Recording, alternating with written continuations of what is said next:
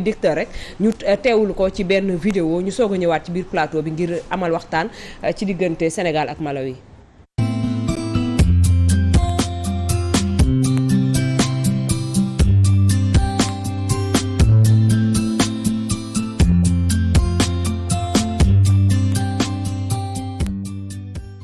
waa Petit Déj Fatima ak yow sa équipe maa ngi leen di nuyu bu am solo. kontaan ci liggéey bi ngeen di def waaw ñun ñu ngi fii Bafoussam fii ñu nekk nag gis ngeen fii moom mooy hôtelu ci hôtel jour yi dans quelques heures rek maanaam 16 heures foofu ci yéen mais 17 heures fii le coup d'envoi bi jour yi nag gis nga sànq mun peut-être sax benn photo mu ngeen ma gis Sadio Mané génn di may tooñ sama biir nee na man dama am biir. Sadio Mané moo ko wax génne na di may tooñ xam naa di ngeen gis photo bi Pape Modou dina leen wan wax photo bi def naa nan lañ ko wan fu mu may tooñee sama biir dégg nga di may kii kon nag ambiance moo am ci tanière man naa ngi nii ci suba si dégg nga ngoon la ñuy xaar rek pour dem pour jongante bon léegi pour ma ñëw ci match bi match la boo xam ne match comme ni ko ñëpp waxee Sénégal qualifié na ba pare waaye li muy ut mooy première place man gëw ma ay fixation première place ak ay deuxième place qualification moo ci am solo li am solo moom mooy suite bi waaye nag li am solo tamit moom mooy nit da ngay respecter sa bopp favori day respecter boppam ñaari match yu ñu génn Sénégal wanewul fi loo xam ne respecté nañ ko ñu ngi koy commencé sax di ŋaññ di naan équipe bi nii Camerounais yi booy que ñu ne votre équipe là votre kii là waaw Camerounais tu as vu parce que ñaari match yi la léegi nag ci match bii la Lions yi war a wane ne ak Aliou Cissé war a wane ne que ñun ñii favori boobu ñu doon wax première nation classement FIFA ñun ñu ngi nii ci match bi nekk match boo xam ne match la laa wax coro def naa yaa ngi dégg bu baax li may wax waaw kon nag mu ngi noonu match bi match la loolu man ci aspect boobu laa koy wax xooluma fixation dama ne match bi ñëw wane ne que équipe bu Sénégal sincèrement muy ci papier bi li ñuy wax ci papier moo mën Malawi na ko wane ci terrain bi moom mu gagné ko mu jàll wane maanaam annoncé boppam day annoncé boppam mooy man maa ngi nii maa ngi fii maa fi nekk maa ngi fii comme ça gars yi commencé ko sóor waaye ni mu defoon loolu baaxuloon du loo xam ne lu kii la il faut que mu wane boppam man xam nga man football man dama gëm nit boo ko mënee da nga koy wane dégg nga xam nga ñu ngi may wax ay di wax ay Algérie benn petit poussé Guinée équatoriale surprend non waa ma ne li nekk ci Guinée équatoriale nekkul ci kii de Malawi de Guinée équatoriale dafa defaraat équipe am depuis bi mu organisé ñaari CAN yooyu mu organisé bi mu organisé en 2012 ko organisé ko ak Gabon ak bi mu organisé en 2015 gis ngeen ñaari CAN yooyu foofu la defaru dafa defaru léegi équipe bu mag la nekkatul équipe bu kii équipe la boo xam ne dañ koy sóor ci outsider yi kon nag buñ ko boole ak Malawi dégg nga c'est pas parce que tamit gagné na Zimbabwe dara nekku fa man maanaam dama ne Zimbabwe dara nekku fa kon nag bu ñu jàppee loolu il faut que suñu gaynde yi ñëw ak li nga xam ne moom mooy fulla gagné ko parce que yoon bi 8e de finale bi ki ñu war a dajal 8e de finale dafa war a ne Sénégal yeewu na man loolu laa gëm Sénégal yeewu na ci match bi la koy wane da koy gagné kii ñu daje 8e mu ne Sénégal ñëw na kon nag mu ngi noonu loolu laa bëggoon avancer rek ci petit déj dans quelques heures match bi dina commencer diggante Sénégal composition bi nag maa ngi doon jéem a xool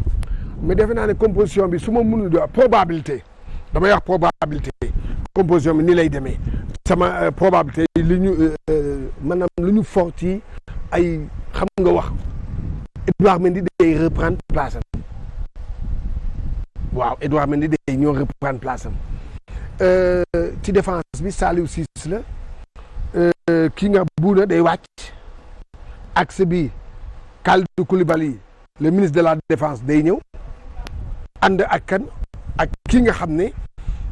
moom mooy Abou Diallo milieu bi Gana Cheikhou Kouyaté ñoom la dégg nga léegi ñooñu loolu moom mooy milieu bi léegi nag teg ci soit nga indi Pape Matar Sarr maa ngi koy dégg que moom mooy dem loolu probabilité la rek léegi nag attaque bi nag Sadio Mané maa ngi dégg ñuy naan ki nga xam ne moom mooy Famara Diédhiou ak Habib Diallo ñoom ñooy jël loolu nag probabilité la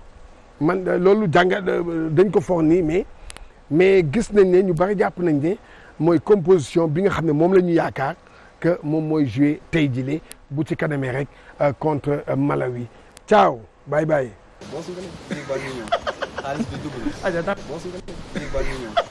a jaaxal ma kañ la bari tiitar de sama tonton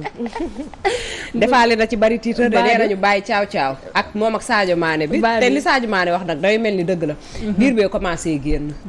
Badou dafa commencé jël li nga xam mais quand même mu jox ñu ci ay leeral yu am solo ay information yoo xam ne dal na xel tamit parce que ki nga xam ne moom moo di Koulibaly wax na ni dina ñëw wax na tamit ki nga xam ne moom moo di Idrissa Gana Gueye te ñu waxoon match bi passé dañ ko testé positif moom tamit dina ñëw dafa mel ni suñu lion yi ñi ci bëri nga xam ne nii dañoo tawatoon fu mu toll nii dellu si nañ joro d'accord comme ni nga ko waxee rek Fatima mën nañu jàpp ne cadre yi nga xam ne nii ñoom ñoo taxoon ñuy wax équipe nationale bu Sénégal maanaam ñi nekk ci kaw lim nga ci ay bopp léegi daanaka ñoom ñëpp ñu ngi actuellement foofu Covid bi nga xam ne nii moo nekkoon sunu premier adversaire actuellement daa mel ni nekkatul sunu adversaire ndaxte cas Covid amatul ci biir tanière bi donc dañuy daal di ñëw ci ki nga xam ne ni moom moo di coach Ndofène coach naka nga am ban jàngat ngay indi ci matchu tay bi ak matchu tay bi est-ce que dina indi détermination ci équipe nationale bu Sénégal ak ndax mën nañu xaar équipe nationale bu Sénégal wane favori bi nga xam ne ni moom lañ koy jiiñ ñi ki tay ji waaw xam nga man li ma yàgg a wax mooy premier adversaire u Sénégal mooy Covid bi te wane na boppam parce que am na ay jamono yoo xam ni am nañu 9 joueurs yu Covid ak 6 dirigeants muy 15 foofu nag capacité d'adaptation moo fay am xam nga ñaari match yu njëkk yi ku ci nekk ci Sénégal wax dëgg yàlla dëgg neex yàlla yaa ngi posé waay question mais bu ñu nekkee ci compétition bu day nii la ngay jëkk a xinte mooy d'abord ban matériel humain laay am c'est-à-dire sama équipe bi may monter ñan laa koy monter parce que boo seetee effectivement Aliou Cissé bi muy commencé compétition bi ñu bëri ñoo xam ni ñooñ la ñu gënoon a ràññee ci équipe bi nekkatuñ fa mais am na capacité d'adaptation ba nga xam ni premier match am lijjanti na ba gagné ko deuxième match bi góorgóorlu na bu ñu xeeb tamit adversaire yooyu ñu am parce que lii compétition bi révélé moo di ñëpp a ngi defaru c'est vrai te comme on dit il faut pas vendre la peau de l'ours avant de l'avoir tué bul gagné match te fekk joué wuloo ko yaakaar naa ni bu ñu dindee loolu ci diggante bi xëy na sunu dirigeants yi jël nañu matukaay yi nga xam ni moom la ñu waroon a jël ba xëy na virus ba jóge fa jóge na fa ñoom touche du bois nañu góorgóorlu ba bu mu fa duggati équipe bi ñu yaakaar fi mu nekk nii mooy effectivement xam nga dañu naan c'est 11 joueurs contre 11 joueurs waaye boo koy seet da nga am 11 joueurs contre 11 joueurs waaye doo am même équipe yi parce que du ñu dem di jëndi joueurs 100 milliards c'est vrai boo jëlee équipe bu Sénégal bi nga xam ni moom la ñu yaakaar ni moo war a jouer tey li ñuy xinte li ñëpp di jàpp fi mu ne xel yi di ko jàpp moo di effectivement ñooñu nga xam ne dañoo nekkoon titulaire Aliou Cissé da leen a nar a plonger dans le bain immédiatement li tax mu koy def mooy non seulement pour jouer match bi gagner ko mais en plus de ça comme compétition la Sénégal qualifié na ba pare mais yaakaar naa ni même bu qualifié Aliou war na wone équipe bi équipe bi tam war na wone boppam bu ko defee day nekk compétition pour ñoom parce que boo toogee lu yàgg football loo da ngay manqué compétition boo manqué compétition li nga koy compenser mooy fraîcheur te tey comme ñun 16h la ñuy jouer heure locale 17h foofu wax dëgg yàlla dëgg neex yàlla li nga xam ni ñoom dañ ko doon jooytu tey teggil nañ leen ko joué nañu ñaari match yoo xam ni 13h lañ ko joué boo seetee match su 13h yi yu ci bëri 0-0 la c'est vrai parce que 13h bu ko li la ciy fekk. yow dañuy wax ni fi Afrique la ñu juddoo nangam loolu yëpp dëgg la waaye. boo tàmmee jongante extérieur ci réewu tugal yu sedd yooyu wax dëgg yàlla dëgg neex yàlla sa yaram day tàmm foofu ba nga xam ni day xaw a metti football ci yenn température yi waaye la qualité du terrain aussi Sadio Mané dénoncé na ko lu bari waaw parce que boo ko xoolee nii ci bët ba tey ñoom ba fu sam dafa mel ni loolu wax nañ ko sax boo ko xoolee ci bët xam nga terrain bi dafa kii il paraît nag dafa may bos mais da nga koy gis ci télé bi waaw mais damaa yaakaar ni ñun li tax ñu war a gagné tamit mooy toog ba fu sax parce que logistique bi ñu yóbbu diisaay boo xam ni buñ ko naree jëggati foofu di ko yóbbu feneen day metti dana indi yeneen complication c'est vrai te dañu nekk ci période contexte boo xam ni dañoo war a moytu yaakaar naa ni tey li ñu takk mooy keroog dafa dem 4-4-2 li taxoon mu dem 4-4-2 yaakaarul woon xëy na ni Guinée dana ñëw 3-5-2 parce que bu Guinée ñëwee 3-5-2 yow boo ko opposé 4-4-2 mooy ci kanam sa ñaari attaquants yooyu 3 leen di marqué ils sont en supériorité numérique donc boo ñëwee ci milieu de terrain bi comme 4-4-2 nga nekk 4 nga fa am te moom dafa nekk 3-5-2 donc 5 day am supériorité numérique ci milieu de terrain bi mais bi mu corrigé deuxième période gis nañu ni changement am na changement boo xam ni am na solo lool mais looloo tax xam naa tey mu départ 4-3-3 4-3-3 nag dafa am ñaari solution dafa am pointe basse wala pointe haute mais yaakaar naa ni tey d'accord coach bala ñoo dugg juste ci jeu bi ak système beek yooyu dañuy ñëw ci li nga xam ne nii moom mooy bonne nouvelle yi nga xam ne jot na wàcc côté mental ci joueurs yi muy Edouard Mendy bi nga xam ne nii prix jeu best bi daal na koy jël waaye itam ki nga xam ne nii moom moo di Pape Gueye bi nga xam ne doon nañ ci gis nañ kaawam après waaw am nañ ci daal satisfaction est-ce que côté mental loolu dina gën a kii parce que coach démb rek mu ngi koy wax côté tanière beek yooyu indi na benn soulagement ci ñoom ak surtout ak cas Covid yi nga xam ne mujjee nañ mais daan nañu stressé boo déggee keroog Aliou Cissé mi ngi ne bu ñu defee test yi entre heure yi bi mu defee test bi ak heure yi ñuy xaar résultat yi kenn du xam ci li nga day mel ni ci nen nga toog bu ñu boo ko seetee fi mu nekk les bonnes nouvelles yi dafay bëri non seulement Covid bi génn na fa Pape Gueye qualifié na mën na jouer récupéré nañu sunu joueurs yëpp ba pare kii gagné na meilleur gardien de but du monde c'est pas de l'Europe du monde donc boo seetee sax ñoom ñu ngi koy fêter parce que fierté la d'abord pour ñoom dans un premier temps et puis soulagement la pour ñëpp que ñu constater que non seulement amuñu Covid mais ñi ngi góorgóorlu ba nga xam boo déggee ñu ne léegi dañu serré tanière bi ñetti nit a fay dugg Augustin moo fa nekk ak Cheikh Seck ak Amadou Kane ñoom ñett fa nekk te ñoom du ñu génn du ñu dem parce que wax dëgg yàlla dëgg neex yàlla suñu continuer ubbi boo seetee équipe bu mel ni Maroc ñoom dañoo ñëw jël hôtel bi yëpp lañ ñëw jël tëj ko nga xam ni même personnel ñoo indi seen personnel dara de lii sax dañ ko indaale dégg naa sax au début ñu ngi leen doon critiquer mais dafa am jamono boo xam ni day am doxin boo war a def à chaque situation correspond comportement mënoo nekk ci période mbas nga ne da ngay dund ni nga daan dundee bu njëkk boo ko defee rek mbas mi won la boppam parce que mbas mi moom c'est vrai du xaar kenn c'est vrai bu ñu ñëwee dañuy daal di dugg ci li nga xam ne moom moo di système de jeu bi ku ne xam na ni ñaari match yu jàll yëpp Sénégal dafa am problème ci aile yi donc aile yooyu mu nekk nag question boo xam ne ni ñu bari ñu ngi koy posé ci naka la kii di coach Aliou Cissé mën a def pour mën a gonfler aile yi ba nga xam ne dootuñu am yenn failles yi waaw boo xam nga boo joué 4-4-2 te amuloo sa ñaari arrêts latéraux léegi récupérer ñaari arrêts latéraux Bouna Sarr ak Saliou Ciss ak Bouna ñoom ñaar ñëpp dañuy dem boo seetee sax depuis quelque temps on constate que am na équipe yu bëri yoo xam ni ñi ngi ci gannaaw Bouna Sarr à cause de prestations yi muy def fii loolu dana permettre aujourd'hui ñu mën a delloo Sadio postam parce que Sadio Liverpool excentré droit la fay joué wala excentré gauche c'est vrai moom Salah day joué benn flanc bi moom mu joué benn flanc bi li nga tàmm di def nag chaque jour que jëfee di ko def dimanche bu ne da ngay mujj am ci day mujj nekk habitude day yomb ci yow te ku am Sadio ci sa kanam am na loo xam ni doo ko xalaat a def c'est vrai c'est-à-dire doo xalaat ni maa ngi dem attaqué ji parce que kenn du dem attaqué bàyyi foofu Sadio c'est vrai te bu ni ma yaakaar ni noonu lay def mooy day def day def Gana Gueye ak Kouyaté def benn pointe haute xaw ma kan lay nekk nag parce que ñoo ngi tudd Sarr ñoo ngi tudd Nampalis mais effectivement yaakaar naa ni 4-3-3 lay taxawee avec pointe haute day am pointe basse wala pointe haute pointe haute bi pointe basse bi moo gën a nekk offensif maaye damaa defe ni ak prestation wu Kouyaté ak Gana Gueye ñoom ñaar ñooy départ et que day def pointe haute à partir de ce moment ñanañ mën a am bal te dana tax ba flanc yi ñun difficulté yi ñu fanaan am dootuñu ko am parce que am nañ ñaari arrêts latéraux yoo xam ni ñoom ñëpp offensivement ils sont très forts ba pare nga am ku mel ni Sadio Mané Famara Diédhiou yaakaar naa ni moom la indi parce que mooy renard de surface parce que Famara qualité bi mu am mooy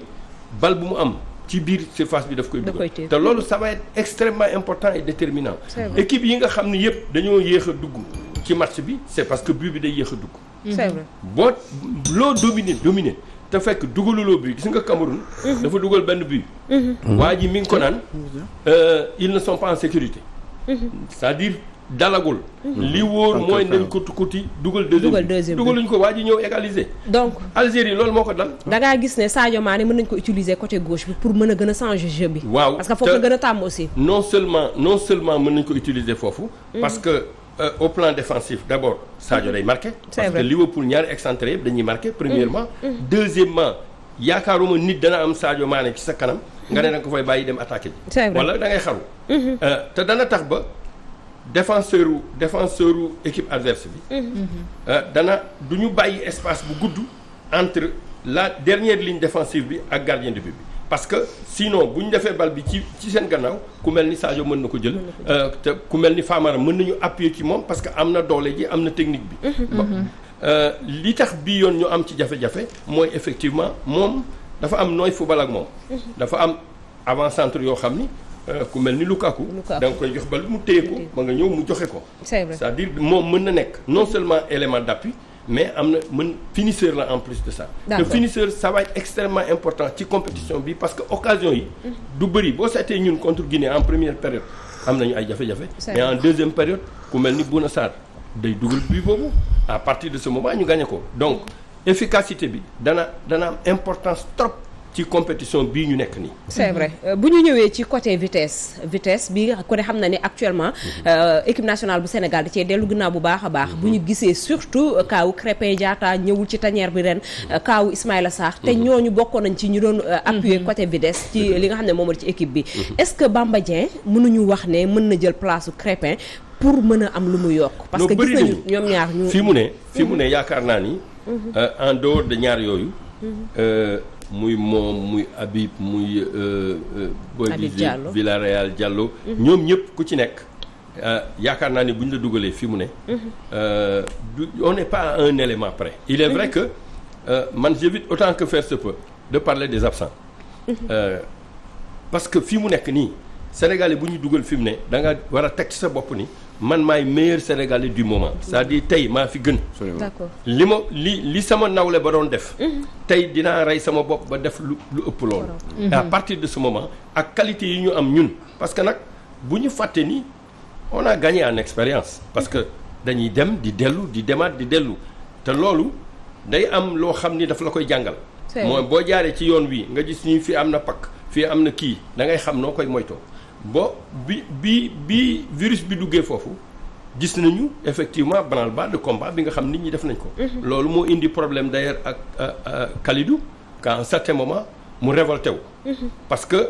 Sénégal dañu am seen ay test yoo xam ni ñoom ñoo koy defal seen bopp. loolu test bu leen permettre ñoom ñu am information la. parce que test bi valable mooy test bi nga xam ni comité médical bu FIFA bu CAF moo koy def. bu ko defee ba pare c'est à partir de ce moment parce que c'est la porte ouverte aux abus boo bàyyee ku nekk di dem defi test loolu moo tax am na ay contestation ci yenn compétition yi parce que da ngay ñëw ñu yóbbu la testé la waa ji testé kii def dem testé kii ne positif na mu ne positiful kii dafa négatif. c'est vrai ñu ne léegi dañuy def benn commission médicale boo xam ni commission médicale CAF la. d'accord loolu testam rek moo valable. d'accord bi mu testé waatee Koulibaly effectivement. mu négatif à partir de ce moment ñu door ko intégré. d'accord Khoudoss. waaw man li ma bëgg laaj rek mooy lu tax mu confirmer ne que ni Sénégal dafa qualifié à l'état actuel des choses. qualifié na parce que am na 4 points. xam nga day am meilleur troisième yi ci 6 yi ñeneen ñi mënuñu am 4 points. looloo tax ñu jàpp ni. Sénégal qualifié na 4 ñoom ñooy jël meilleur quatrième. meilleur troisième ci 6 poules. meilleur troisième ci 6 poules. mais ci yeneen ñaari poules yi. ñoo am na ci ñoo xam ne mënatuñoo am 4 points 3 points rek la ñu mën a. non ñi jot a joué gum ba pare am na déjà 4 points meilleur troisième. ñi jot a joué gum. waaw poules yëpp boo leen jëlee quasiment. am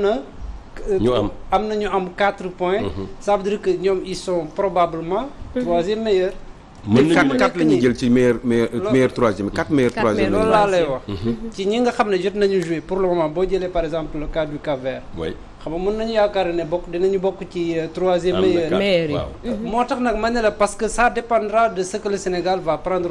aujourd'hui c'est-à-dire moo tax mathématiquement mënoo confirmer que ne Sénégal dafa qualifié. xam naa li tax mu koy wax mooy yaakaarul ni. Malawi mën na dóor Sénégal lu bëri. non waxuma yaakaaruma de dama ne mathématiquement. c'est non mathématiquement des na. ah voilà c'est loolu laa bëgg quoi Sénégal bu pertoon n'importe comment mu perte lépp mu perte ci ay score yu doy waar. est-ce que dina am na chance mu bañ a qualifier. kon Khoudoss li mu wax dëgg la. des na non am na lu ci des. c'est une belle réflexion c'est ça la réalité. j'avais pas compris. li coach di expliquer am na lu ci des. mais am na lu des waaye xam naa daf ko teg ci. ci njottam bu rafet ne dinañ gagner tey. li ñu jàpp waaw mooy mais on parle de football scientifiquement on peut pas conclure que ne mathématiquement Sénégal c'est qualifié. te y a toujours des surprises comme ni mu ko waxee. mais coach bu ñu ñëwee ba tey ci li nga xam ne ni moom moo di ci match Sénégal ak Malawi tey est-ce que yaakaaruñ ne Sénégal dafa war a ñëw tey jii wane dooleem nag. wane moom la kan maanaam dóor score bu bari. pour joxe avertissement ñu ngi jëm ci huitième de finale quart de finale ak yeneen en tant que favori est-ce que waruñu mën a dóor score bu bari pour joxe avertissement ci yeneen équipe yi ñu war a taseer. waaw nañ dóor ba pare c'est-à-dire man sama li may takk mooy. compétiteur c'est confiance en soi mais respect de l'adversaire. bu ñu defee loolu ak li ñu am parce que nag teguñu ko ci lu jógee ci ngelaw li.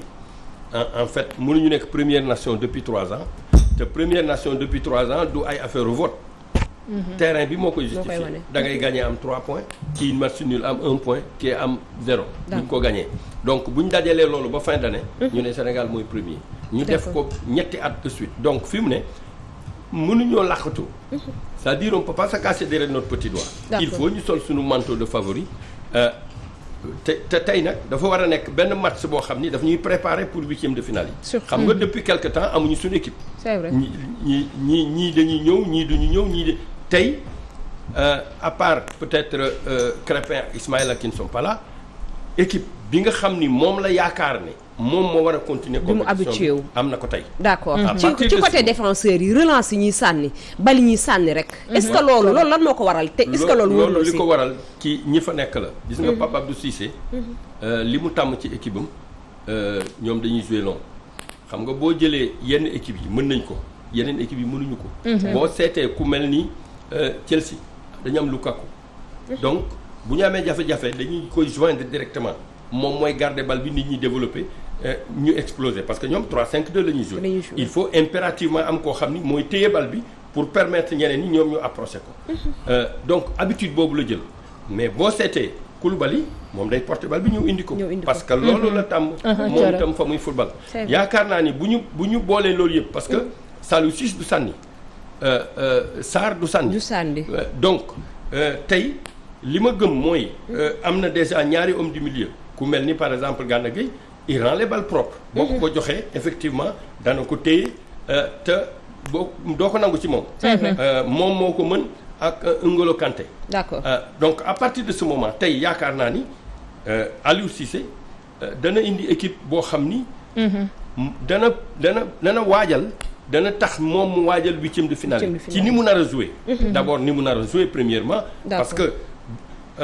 football moom xam nga bokk la. automatisme da koy am complémentarité day am. d'accord coach ku ne da ngay xam sa morom. li kii bëgg man xam naa ko li kii bëgg xam na li ma bëgg moom xam na ko. nga xañ ko li mu bëgg à partir de ce moment même boo génnee kii. indi keneen ce n'est jamais le même résultat. d'accord mu nekk ay analyse yoo xam ne am na solo torop yi nga xam ne ni ku ko dégg xam ne ni basé na ci li nga xam ne moom moo di xam-xam ak yàggaayu ci li nga xam ne moom moo di métier bi